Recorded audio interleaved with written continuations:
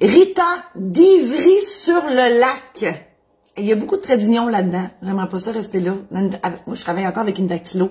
Puis, tu sais, hein, majuscule, minuscule, blablabla, avec les tirets, c'est une maudite job. Donc, Joël Barrette, mon Dieu, merci, Monsieur Barrette de Rwanda. Bienvenue. Et, mon Dieu, si vous avez des questions, n'hésitez pas, je réponds à la fin. Donc, Rita d'Ivry-sur-le-Lac. La vente d'un immeuble appartenant à une personne inapte est-elle possible? La réponse est oui. Si oui, quelles en sont les différentes étapes? Ben, inapte comment? Parce que là, on comprend, j'imagine que l'inaptitude, on parle d'une inaptitude totale. Donc, faut voir si cette personne-là est représentée.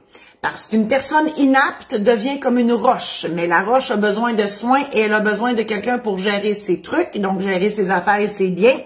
Alors, ça prend un représentant légal et première chose qu'on va faire, c'est qu'on va examiner si cette personne a fait un mandat d'inaptitude qu'on devra faire homologuer par la Cour.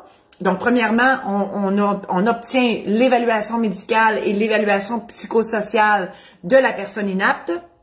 Ensuite, on fait la recherche de mandat à la Chambre des notaires et au Barreau du Québec pour s'assurer soit que le mandat qu'on a dans les mains, c'est le bon, c'est le dernier qu'elle a fait, ou qu'elle en a pas.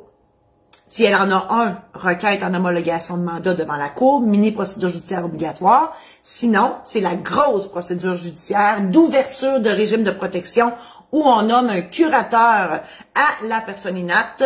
Et dans ce cas-là, le curateur sera surveillé par un conseil de tutelle formé de 3 personnes, par le curateur public en bout de ligne. Et donc, il y a cette grosse procédure-là qu'il faut faire, mais pour vendre la maison, quand on est curateur, on n'a pas les pleins pouvoirs, on devra redemander au juge de vendre la propriété et le juge acceptera si la vente elle est faite à la valeur marchande. Donc, on devra faire évaluer la propriété à vendre. Le mandataire, quant à lui, n'a pas, je sais, je fais ça avec mes cartes, faut plus que je le fasse, ça fait du bruit.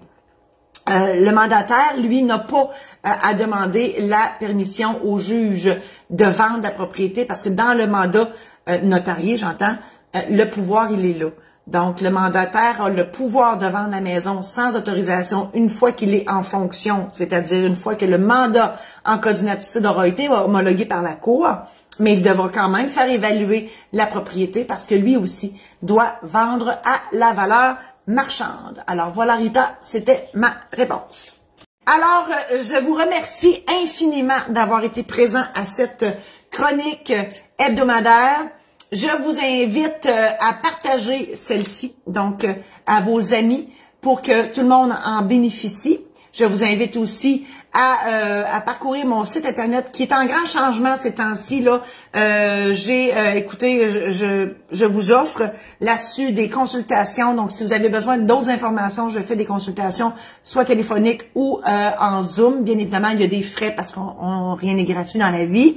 Ensuite, je vous offre aussi des programmes en ligne qui sont là pour les testaments, les mandats, l'aide médicale à mourir, l'achat d'une première propriété, préparation de votre cérémonie et de votre mariage au sens large, régler une succession. J'ai une formation en démarrage d'entreprise, donc tout est là. Vous pouvez aller acheter ces programmes en ligne-là. Conférences, je fais des conférences en ligne actuellement.